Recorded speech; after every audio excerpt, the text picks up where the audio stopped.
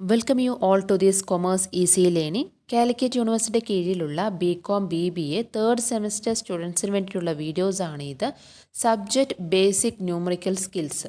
Okay, ഈ പറയുന്ന വീഡിയോയിൽ ഉൾപ്പെടുത്തിയിരിക്കുന്നത് ഓരോ ചാപ്റ്ററിലും BNSCയിലെ ഓരോ ചാപ്റ്ററിലും ഇമ്പോർട്ടൻ്റ് ആയിട്ടുള്ള 2 മാർക്സ് ക്വസ്റ്റ്യൻ, 5 മാർക്സ് ക്വസ്റ്റ്യൻ, അതേപോലെ തന്നെ essay ടൈപ്പ് യൂണിവേഴ്സിറ്റി ചോദിച്ച ചോദ്യങ്ങളടക്കം ഈ പറയുന്ന വീഡിയോസിൽ ഉൾപ്പെടുത്തിയിട്ടുണ്ട്.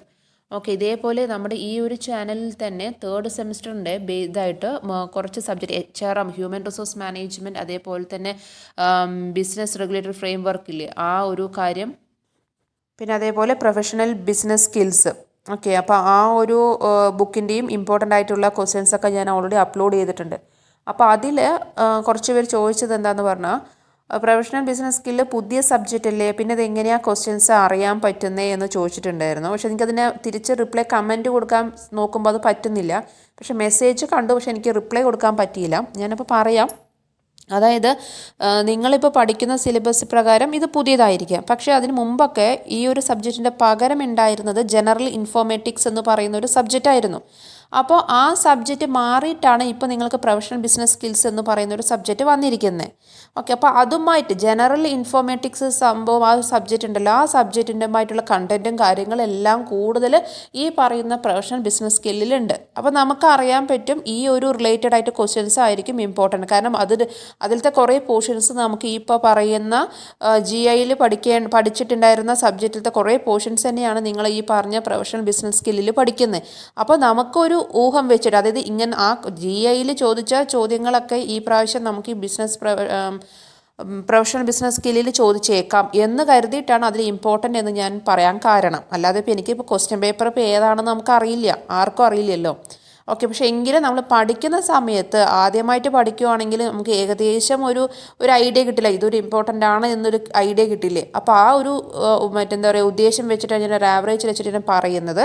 അപ്പോൾ ജനറൽ ഇൻഫോർമാറ്റിക്സിൻ്റെ സബ്ജക്റ്റും വേറെ സബ്ജക്ട്സിൻ്റെയൊക്കെ ഒരു മിക്സ് ആയിട്ടാണ് നമ്മുടെ ഈ പ്രൊഫഷണൽ ബിസിനസ് സ്കില്ല് വന്നിരിക്കുന്നത് കേട്ടോ. അതുകൊണ്ടാണ് ഞാൻ ഈ ഇതിൽ കുറച്ച് ഇമ്പോർട്ടൻസ് ആണെന്ന് ആ സബ്ജക്റ്റ് ഞാൻ വീഡിയോ അപ്ലോഡ് ചെയ്യുന്ന സമയത്ത് പറയാൻ കാരണം. ഈ ഒരു ഉത്തരം ആ പറയുന്ന ആരാണോ അയച്ചാൽ അവർക്ക് കിട്ടിയെന്ന് ഞാൻ വിചാരിക്കുന്നു. ഓക്കെ, അപ്പോൾ നമുക്ക് എന്തായാലും നേരെ ക്ലാസ്സിലേക്ക് പോവാം. വീഡിയോയ്ക്ക് പോകുന്നതിന് മുമ്പ് ഈ വീഡിയോ ആദ്യമായിട്ടാണ് കാണുന്നതെങ്കിൽ സബ്സ്ക്രൈബ് ചെയ്യുക, ബെൽ ബട്ടൺ പ്രസ് ചെയ്യുക, അതേപോലെ വീഡിയോസ് യൂസ്ഫുള്ളായ ലൈക്ക് ആൻഡ് ഷെയർ. ഓക്കെ, അപ്പോൾ നമുക്ക് ഫസ്റ്റ് ക്വസ്റ്റ്യൻ നോക്കാം. Chapter 12 measures of dispersion. അതിൽ calculate range and coefficient of range from the following. തന്നിരിക്കുന്നതിൽ നിന്ന് നമുക്ക് റേഞ്ചും കോഎഫിഷ്യൻറ്റ് ഓഫ് ദ റേഞ്ചും കാണണം.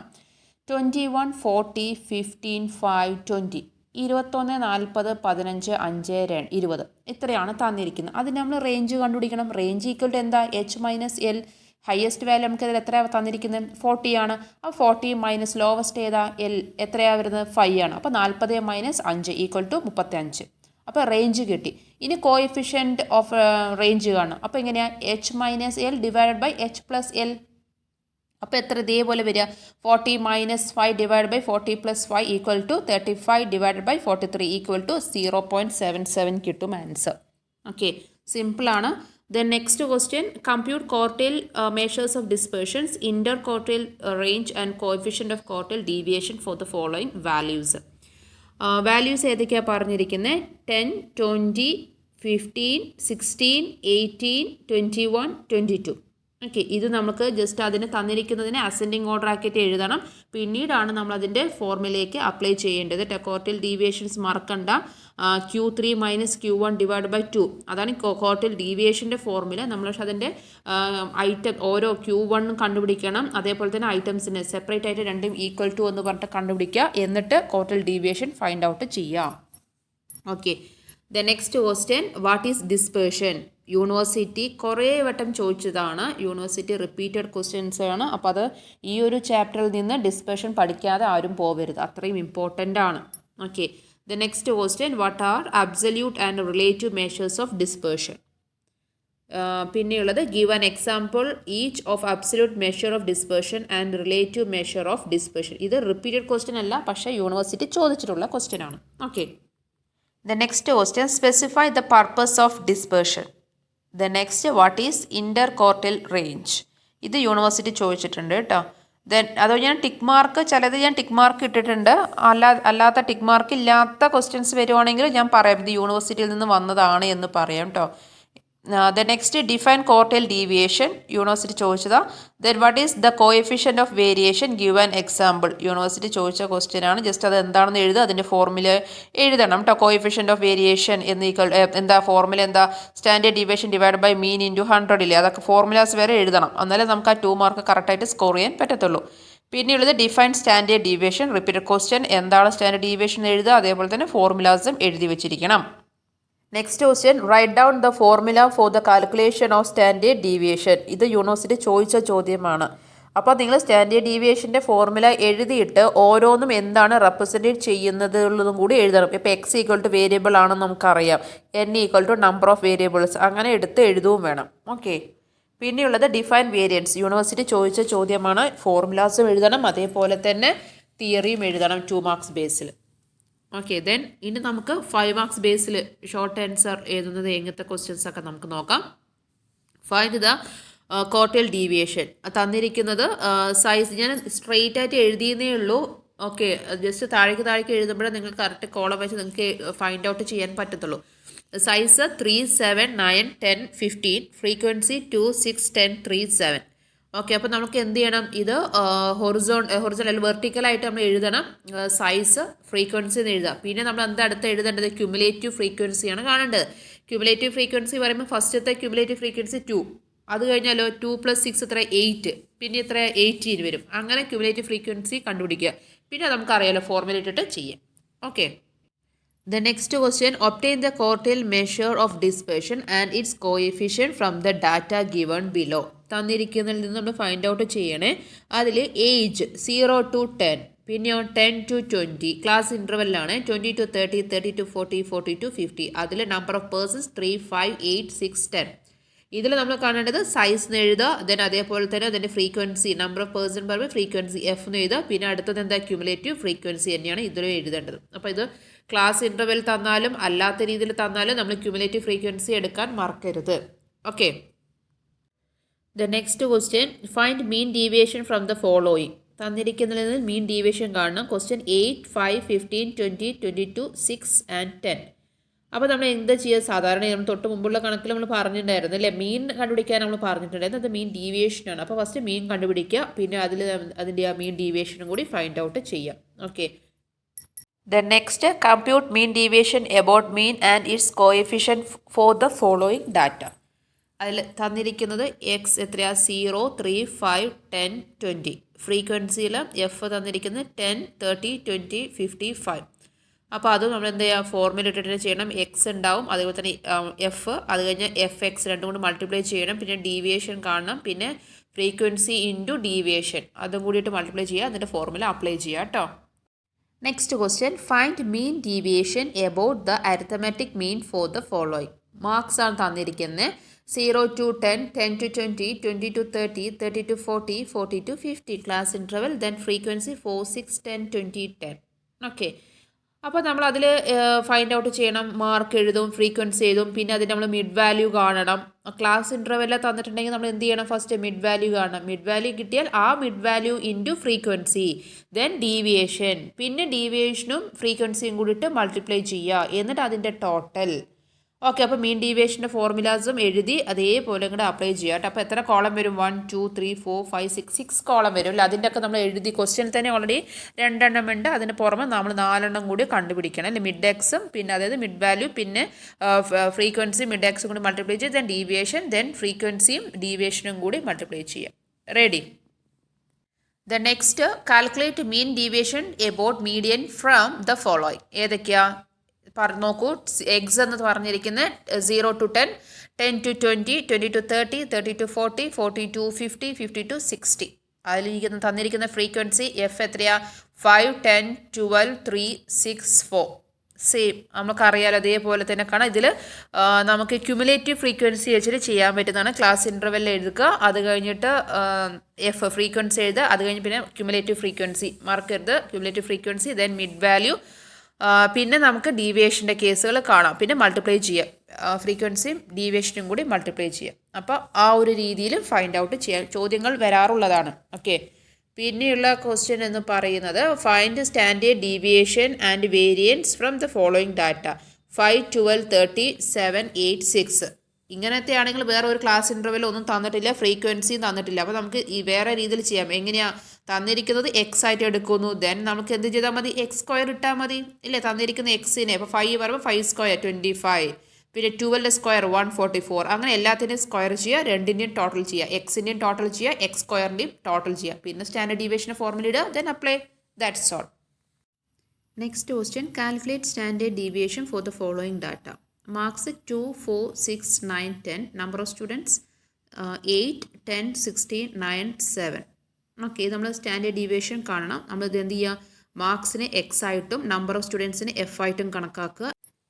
ദെൻ എഫ് ഇൻറ്റു എക്സ് അല്ലേ, ഫ്രീക്വൻസിയും എക്സും കൂടി മൾട്ടിപ്ലൈ ചെയ്യുക. ദെൻ വേറെ അടുത്ത കോളത്തിൽ എക്സ് സ്ക്വയർ ഉണ്ടാവും. പിന്നെ നമ്മൾ എന്ത് ചെയ്യേണ്ടത്, ഈ പറയുന്ന ഫ്രീക്വൻസിയും അതേപോലെ തന്നെ ഈ പറഞ്ഞ എക്സ് സ്ക്വയറും കൂടി തമ്മിൽ മൾട്ടിപ്ലൈ ചെയ്യുക. എന്നിട്ട് നിങ്ങൾക്ക് അതിൻ്റെ ടോട്ടൽ കണ്ടിട്ട് സ്റ്റാൻഡേർഡ് ഡീവിയേഷൻ ഫോർമുലയിട്ട് ചെയ്യാൻ അറിയാമല്ലോ. ഓക്കെ, അപ്പോൾ അതൊന്ന് അങ്ങനത്തെ പ്രോബ്ലമൊക്കെ ചെയ്ത് പഠിക്കണം കേട്ടോ. സ്റ്റാൻഡേർഡ് ഡീവിയേഷൻ്റെ തിയറി ആയാലും പ്രോബ്ലം ആയാലും വർക്കൗട്ട് ചെയ്യണം, നല്ല രീതിയിൽ തന്നെ ഓർത്ത് വയ്ക്കുക. അതായത് ഇങ്ങനത്തെ കാറ്റഗറീസ് വരുന്ന സമയത്ത് നമ്മൾ ഇങ്ങനത്തെ കോളം വരണം, ഈ ഒരു സ്റ്റെപ്പ് കഴിഞ്ഞ് അടുത്ത സ്റ്റെപ്പ് ഏതൊക്കെയാണ് എടുക്കേണ്ടത്, എക്സ് സ്ക്വയർ ആണോ എടുക്കേണ്ടത്, അല്ലെ എഫ് ഇൻറ്റു എക്സ് ആണോ, അല്ല നമുക്ക് മിഡ് വാല്യൂ ആണോ ഫസ്റ്റ് കാണേണ്ടത് എന്നുള്ളതൊക്കെ ഒരു നല്ല രീതിയിൽ മൈൻഡ് സെറ്റ് ചെയ്ത് വെച്ചിട്ട് വേണം പഠിച്ചിട്ട് പോകാൻ കേട്ടോ. Next question, the scores of two batsmen A and B during certain match are as given below.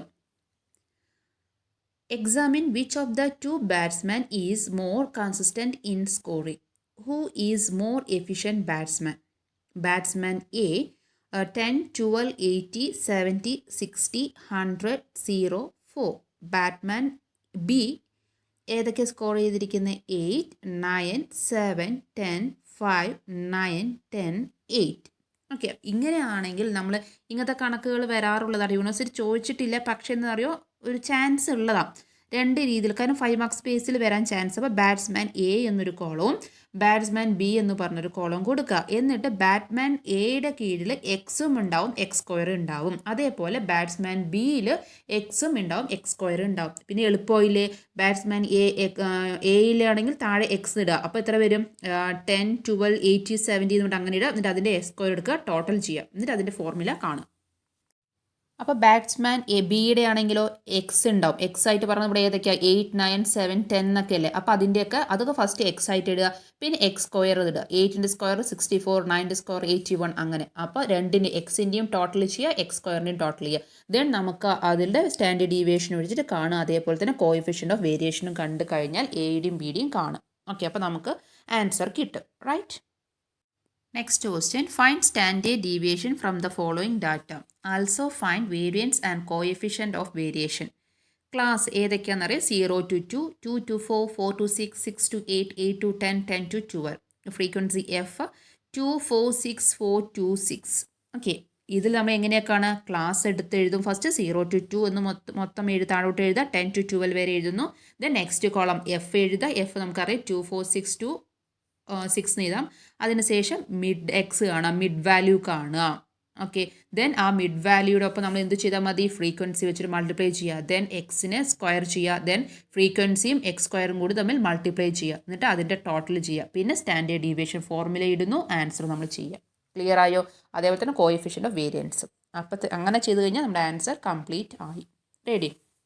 The next question, what is dispersion? What are the objects of measuring dispersions? University repeated questions ആണ്. The next, explain the properties of measures of dispersion. Repeated question.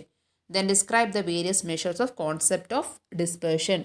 ഏതൊക്കെ കോൺസെപ്റ്റിലാണ് dispersion ചെയ്യുന്നത് എന്നുണ്ട്. Various absolute measures of ഡിസ്പെർഷൻസ് ഉണ്ട്. Range, ക്വാർട്ടൽ deviations, mean deviation, standard deviation ഉണ്ട്. അത് 5 മാർക്സിൻ്റെ ബേസിലാകുമ്പോൾ അതെല്ലാം എടുത്ത് എഴുതി എക്സ്പ്ലെയിൻ ചെയ്യാം കേട്ടോ. അതൊക്കെ ഡിസ്പെർഷൻ്റെ കേസിൽ യൂണിവേഴ്സിറ്റി ചോദിച്ചിട്ടുള്ള ചോദ്യങ്ങളാണ്. പിന്നെയുള്ള ചോദിച്ച ചോദ്യം, describe quartile deviation and explain its merits and demerits. Quartile deviation എന്താണെന്നും അതിൻ്റെ മെറിറ്റ്സും ഡിമെറിറ്റ്സും പഠിച്ചു വെക്കണേ. Then next question, state the merits and demerits of mean deviation. University ചോദിച്ച ചോദ്യമാണ്. Okay, then next, why is the standard deviation is considered the most popular measure of dispersion. What are its demerits? University ചോദിച്ച ചോദ്യം. The next, explain the importance and limitations of standard deviation. ഇതും university ചോദിച്ച ചോദ്യമാണ്. Okay, next question, find the quartile deviations of the following: 2, 10, 22, 4, 8, 20, 12, 18, 14, 16. ഇതിൽ നമ്മൾ ആദ്യം ചെയ്യേണ്ടത് ascending order ആയിട്ട് എഴുതുക. ദെൻ Q1 അതിൽ Q1 n+1 item divide by 4 അറിയാലോ ചെയ്യാൻ. പിന്നെ അതേപോലെ തന്നെ നമുക്ക് Q3 കാണാം. ഓക്കെ, അപ്പോൾ ഈ രണ്ട് ടേമിൽ നമുക്ക് എന്ത് ചെയ്യാൻ കാണണം. ഇത് യൂണിവേഴ്സിറ്റി ചോദിച്ച ചോദ്യമാണ്. Okay, the next question find quartile deviations four the following data. ഇതും യൂണിവേഴ്സിറ്റി ക്വസ്റ്റ്യൻ ചോദിച്ച സെയിം ക്വസ്റ്റ്യൻ തന്നെ എഴുതിയിരിക്കുന്നത് കേട്ടോ. ഞാൻ എക്സ് എന്ന് പറയുന്നത് 58, 59, 60, 61, 62, 63, 64, 65, 66. ഓക്കെ, ദെൻ എഫ് എന്ന് പറയുന്നത് എഫ് എന്ന് പറയുന്നത് നമ്മൾ ഫ്രീക്വൻസി ആയിട്ട് എഴുതുന്നത് വൈ ആയിട്ടാണ്. അപ്പോൾ അതിൽ പറയുന്ന ക്വസ്റ്റ്യൻ തന്നിരിക്കുന്നത് 15, 20, 32, 35, 33, 22, 20, 10, 8 ആണ്. ഇതിൽ നമ്മൾ എന്താ ചെയ്യേണ്ടത്, യൂണിവേഴ്സിറ്റി ചോദിച്ച ചോദ്യമാ. നമ്മൾ എന്ത് എഴുതണ്ട, എക്സിന് എക്സ് ആയിട്ടും വൈന് എഫ് ആയിട്ടും എഴുതുക. എക്സും ഫ്രീക്വൻസിയും ആയിട്ട് എഴുതി. ദെൻ നമ്മൾ എന്ത് ചെയ്താൽ മതി, ക്യുമുലേറ്റീവ് ഫ്രീക്വൻസി കാണും. പിന്നെ നമ്മൾ ക്വാർട്ടൈൽ ഡീവിയേഷൻ്റെ ഫോർമുല ഇട്ടിട്ട് ചെയ്താൽ മതി. Clear? Okay, then next question, ഇതൊക്കെ യൂണിവേഴ്സിറ്റി ചോദിച്ചതാണ്. അടുത്ത ക്വസ്റ്റ്യനും യൂണിവേഴ്സിറ്റി ചോദിച്ച ചോദ്യമാണ്. Calculate the quartile deviation and its coefficient from the following data. Weight തന്നിട്ടുണ്ട്, അത് കിലോഗ്രാംസിലും പിന്നെ അതേപോലെ തന്നെ നമ്പർ ഓഫ് വർക്കേഴ്സുമാണ് തന്നിരിക്കുന്നത്. അത് നമ്മൾ എന്ത് ചെയ്യുക, വെയിറ്റ് എന്ന് പറയുന്നത് നമ്മൾ എക്സ് ആയിട്ടും നമ്പർ ഓഫ് വർക്കേഴ്സിനെ നമ്മൾ എങ്ങനെ ഡിനോട്ട് ചെയ്യുന്ന എഫ് ആയിട്ടും ഫ്രീക്വൻസി ആയിട്ടും എടുക്കുക. പിന്നെ നമ്മൾ കാണേണ്ടത് അടുത്ത കോളം ഏതാ, ക്യുമുലേറ്റീവ് ഫ്രീക്വൻസി കാണുക. പിന്നെ നമ്മൾ ഫോർമുല Q1 കാണാം, Q3 കാണാം. പിന്നെ നമുക്ക് ക്വാർട്ടൈൽ ഡീവിയേഷൻ്റെ ഫോർമുല ഇട്ടിട്ട് ചെയ്യാൻ അറിയാലോ, Q3 - Q1 ഡിവൈഡ് ബൈ 2 എന്ന് പറഞ്ഞിട്ട് ചെയ്യാൻ അറിയാലോ. അപ്പോൾ ആ ഫോർമുല ഇട്ടിട്ടും നിങ്ങൾ ചെയ്യുക. അതേപോലെ കോഎഫിഷ്യൻ്റ് ഓഫ് ക്വാർട്ടൈൽ ഡീവിയേഷനും കാണാം. അതായത് Q3 - Q1 divide by Q3 + Q1. അതും നമ്മൾ എന്ത് ചെയ്യണം, ഫൈൻഡ് ഔട്ട് ചെയ്യണം. യൂണിവേഴ്സിറ്റി ചോദിച്ച ചോദ്യമാണ്, ഒരു നമ്പേഴ്സ് ഞാൻ മാറ്റിയിട്ടില്ല. Okay, next question, the salaries of 6 employees of a firm ₹55, 80, 75, 50. Calculate mean deviation. University ചോദിച്ച ചോദ്യമാണ്. ഇതിൽ വേറെ ഒന്നും തന്നിട്ടില്ല, അവിടെ ടെൻഷൻ ആവേണ്ട കാര്യമില്ല. എക്സ് എടുത്ത് എഴുതാം, 55, 80, 75, 50 എന്ന് എഴുതാം. അതിൻ്റെ ടോട്ടൽ ചെയ്യാം. ഓക്കെ, അതേപോലെ തന്നെ ഡീവിയേഷനും കാണാം. ഓക്കെ, അപ്പോൾ ഡീവിയേഷനും കണ്ട് പിന്നെ നമുക്കതിൻ്റെ ഫോർമുല ഇട്ടിട്ട് കണ്ടുകൂടെ. അത്രയേ ഉള്ളൂ കേട്ടോ, സിമ്പിളാണ്, ചെയ്ത് പഠിച്ചേക്കണം. പിന്നെ അടുത്ത ഇത് യൂണിവേഴ്സിറ്റി ചോദിച്ച ചോദ്യമാണ്. ഓക്കെ, പിന്നെ അടുത്ത question, calculate mean deviation from median. University ചോദിച്ചതാണ്, ഞാൻ ക്വസ്റ്റ്യൻ ഒന്നും മാറ്റിയിട്ടില്ല കേട്ടോ, അതേപടി തന്നിരിക്കുക. X 45, 5, 25, 35, 15, 65, 55 and 75. അതേപോലെ വൈയുടെ വാല്യൂം തന്നിട്ടുണ്ട്. ഇതിൽ നമ്മൾ എങ്ങനെയാണ് കണ്ടത്, എക്സും എടുക്കുക, പിന്നെ എഫ് എടുക്കുക, ക്യുമുലേറ്റീവ് ഫ്രീക്വൻസി, ദെൻ ഡീവിയേഷൻ കാണാൻ, പിന്നെ മീഡിയൻ്റെ മൈനസ് ചെയ്തിട്ട് ചെയ്യാനുള്ളത് അറിയണം. പിന്നെ ഫ്രീക്വൻസിയും ഡീവിയേഷനും കൂടി തമ്മിലുള്ള മൾട്ടിപ്ലിക്കേഷനും അതിൻ്റെ ടോട്ടലും. ഓക്കെ, അപ്പോൾ അതൊക്കെ മീൻ ഡീവിയേഷൻ്റെ ഈ ഒരു സെറ്റ് നിങ്ങൾ എന്ത് ചെയ്യണം, പഠിച്ചിരിക്കണേ. നെക്സ്റ്റ് ക്വസ്റ്റ്യൻ 35, 35ാമത്തെ ചോദ്യം. എക്സ് എന്ന് പറയുന്നത് 2, 4, 6, 8, 10. Okay, then F frequency 1, 4, 6, 4, 1. Find the mean deviation about mean. ഇതിൽ നിന്ന് നമ്മളിത് യൂണിവേഴ്സിറ്റി ചോദിച്ചതാട്ടോ. അപ്പോൾ നമ്മളിത് എങ്ങനെ എഴുതുക, എക്സ് എടുക്കുക, എഫ് എടുക്കുക, ദെൻ എഫും ഇൻറ്റു എക്സ് ചെയ്യുക. ദെൻ നമുക്കറിയാം മീൻ ഡീവിയേഷൻ വെച്ചിട്ട് ഇതിൽ ഏതാണോ ഹയസ്റ്റ് ആയിട്ട് നമുക്ക് മീനായിട്ട് മീൻ കിട്ടിയിരിക്കുന്നത് അത് വെച്ചിട്ട് മൈനസ് ചെയ്യാൻ അറിയില്ല. അപ്പോൾ ഡീവിയേഷൻ ഇൻറ്റു എക്സ് മൈനസ് നമ്മുടെ മീൻ ആയിരിക്കും. ഇതിൽ വരുന്നത് 6 ആണ്. അപ്പോൾ എങ്ങനെ വരിക, ഡീവിയേഷൻ്റെ ഇൻറ്റു എക്സ് മൈനസ് 6 എടുത്ത് ചെയ്യുക.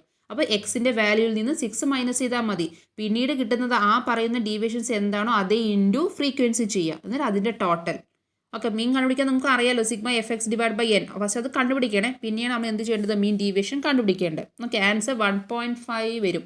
ഒന്ന് ചെക്ക് ചെയ്യാം. Okay, then next, compute coefficient of quartile deviation from the following data.